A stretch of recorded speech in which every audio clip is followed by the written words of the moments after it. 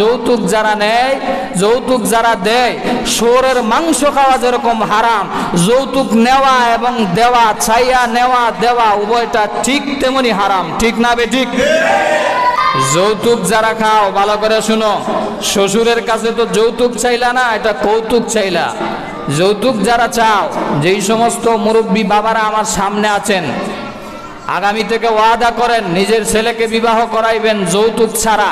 কারণ যৌতুক যারা নেয়, যৌতুক যারা দেয়, শুয়োরের মাংস খাওয়া যেরকম হারাম, যৌতুক নেওয়া এবং দেওয়া, চাইয়া নেওয়া দেওয়া উভয়টা ঠিক তেমনি হারাম। ঠিক না বেঠিক? যৌতুক নামক বেদিকে দৌলতপুর এলাকা থেকে দূরে সরাইতে হবে। রাজি আছো তো মুসলমান? এই জন্য যুবকদেরকে উদ্যোগ নিতে হবে যে আগামী থেকে আমি বিবাহ শাদী করব, কিন্তু যৌতুক নিব না, দিব না।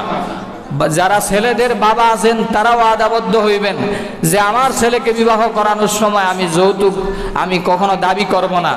মেয়ের পক্ষরাও দাবি করবেন যে আমার মেয়েকে বিবাহ দেওয়ার সময় আমি কখনো যৌতুক দিয়া বিবাহ দিব না।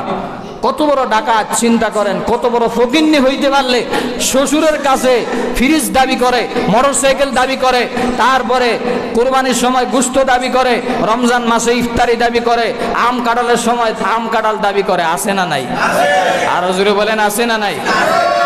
বিবাহের সময় শ্বশুর যদি আপনাকে খুশি হয়ে একটা ঘড়ি দেয়, একটা শেরওয়ানি দেয়, একটা জুতা দেয়, সুন্দর জামা দেয়, আলহামদুলিল্লাহ বইলা বাড়িতে নিয়ে আসবেন।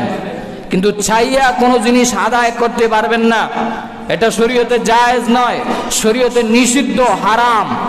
এজন্য আজ থেকে ওয়াদা করেন, যারা ছেলেদের বাবা আছেন আগামী থেকে ছেলেদেরকে যখন বিবাহ দিবেন যৌতুক ছাড়া বিবাহ করাইবেন। কে কে রাজি আছেন হাত উঠায় দেখান। নারায়ে তাকবীর। আল্লাহ কবুল করুন। আর যারা যৌতুক নিয়ে নিছেন অলরেডি, এই যুবক যারা হাত উঠেছো তোমরা তো এখনো বাবা হও নাই, যুবকরাও আদা করবা আগামী থেকে যেন আর যৌতুক নিয়ে বিবাহ করবা না। কে কে রাজি আছো হাত উঠাও। যুবকরা শুধু বিবাহ করো নাই যারা, হ্যাঁ আল্লাহ কবুল করুক, সবাই বলেন আমিন। যাক আলহামদুলিল্লাহ, সমাজ থেকে এগুলা দূর করতে হবে, দূরীভূত করতে হবে। যৌতুক যেই সংসারে আছে ওই সংসারে স্বামী স্ত্রীর ভিতরে মায়া মহব্বত পিওর ভালোবাসা পাবেন না। ঠিক না বেঠিক? যৌতুক থাকলে তো ওই স্বামীর কোনো মূল্যই নাই। লাত্তি দিয়া কখন জানি শ্বশুর বাড়ির লোক বাইর করে দিবে। কারণ যেই খাটে শুইতেছে, যেই ঘরের আসবাবপত্র যৌতুকের মাধ্যমে আনছে, স্ত্রীর পাওয়ার কম না বেশি?